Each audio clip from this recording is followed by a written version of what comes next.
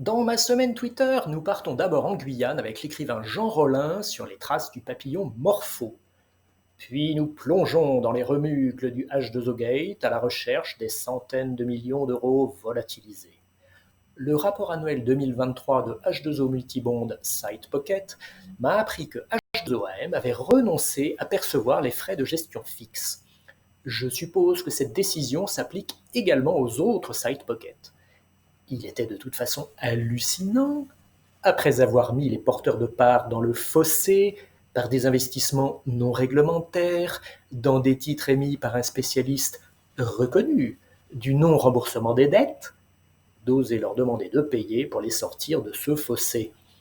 H2O a également confirmé la renonciation à 150 millions d'euros de commissions de surperformance au titre de 2019, mais je n'ai pas retrouvé la trace de cette somme. On apprend que Ténor possédait 63% des parts du mystérieux fonds H2O Deep Value, part dont a hérité la SitePocket Multibond. Des entités liées à H2OM possédaient le solde, dont elles ont fait cadeau aux autres SitePocket.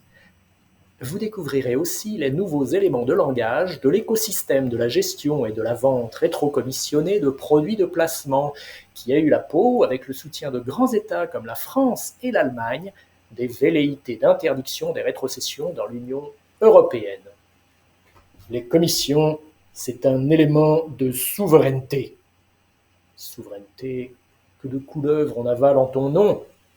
Au nom de la souveraineté alimentaire, faisons marche arrière sur l'interdiction de certains pesticides.